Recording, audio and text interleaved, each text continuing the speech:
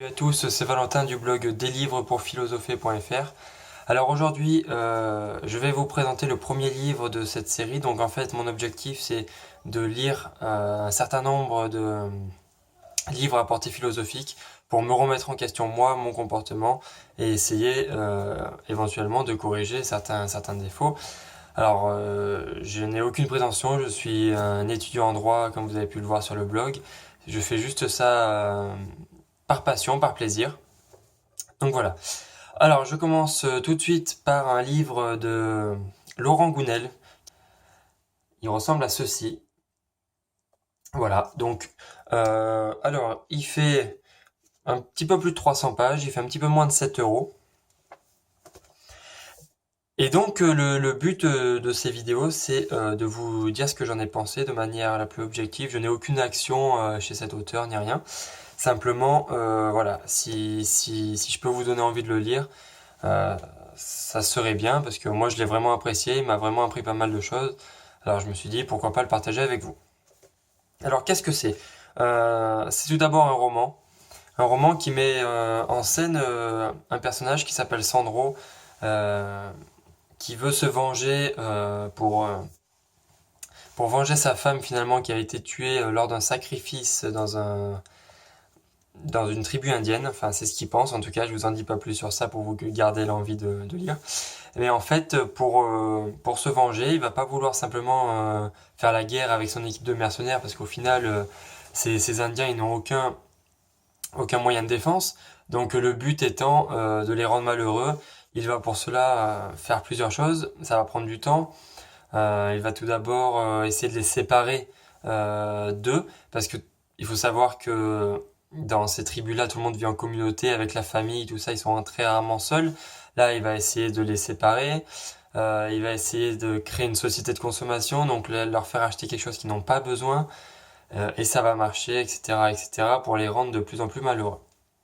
Il va y avoir quelques personnes qui vont se rebeller un petit peu du camp indien, comme une fille qui s'appelle Elianta. Là, elle va comprendre le jeu. Et, euh, et pour pas tout vous dire, à la fin, ça se termine que bah, le personnage principal, Sandro, qui voulait se venger, va finalement abandonner parce qu'il est prof de philo et son objectif de vie, en fait, si on peut dire ça comme ça, c'était de partager euh, la connaissance, c'était voilà, d'aider à philosopher, d'apprendre à vivre différemment à ses étudiants. Alors que tout ce qu'il faisait là dans cette tribu indienne pour se venger, c'était pas du tout sa nature finalement. Donc, et ce que j'ai beaucoup aimé, en plus de cette histoire finalement, c'est tout simplement que il y a parfois quelques pages qui sont pas vraiment dans l'histoire, mais qui ont vraiment une portée philosophique, qui peuvent nous aider. Alors, je pense par exemple à cette fable qui est un moment dans le livre entre un tatou et un héron bleu. Et en fait, vous la lirez si ça vous chante, mais en fait, le tatou est jamais satisfait de ce qu'il a.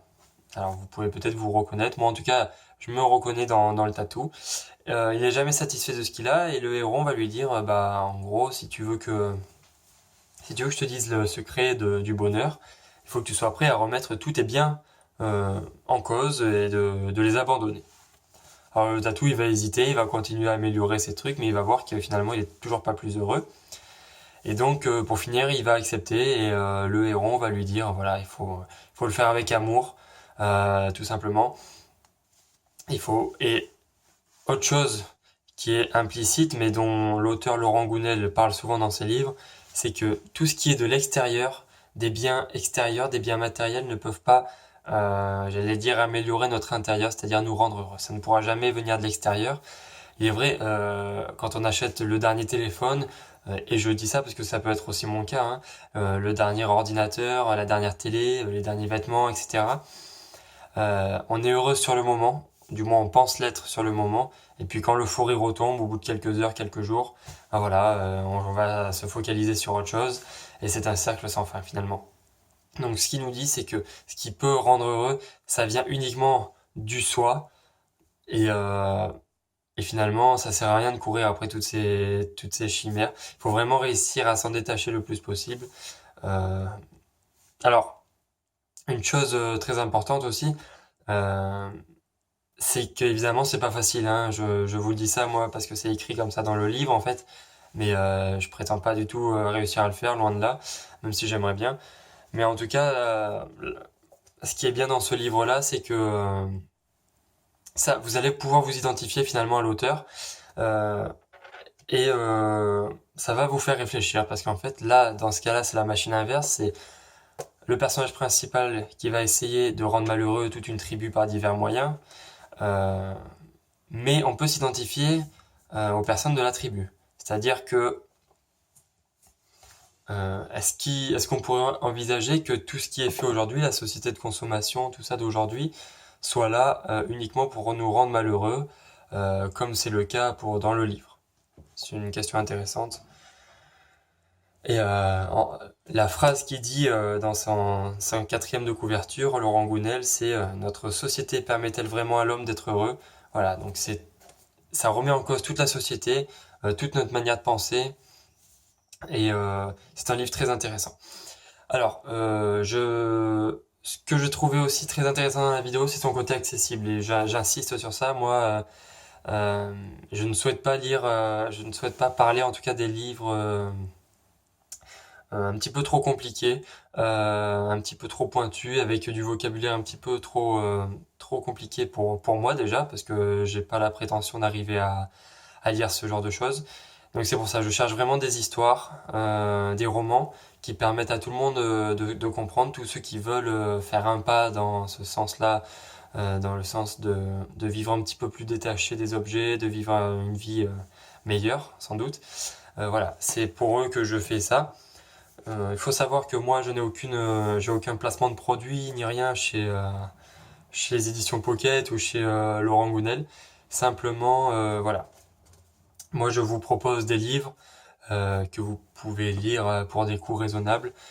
Alors, si ça vous a intéressé, n'hésitez pas à l'acheter et à me dire dans les commentaires ou même sur le blog deslivrespourphilosopher.fr ce que vous en avez pensé. Je serais ravi de pouvoir en discuter avec vous. En attendant, si vous avez aimé cette vidéo, n'hésitez pas à mettre un j'aime juste en dessous et un commentaire et à la partager. Et je vous dis à très bientôt sur le blog et en vidéo.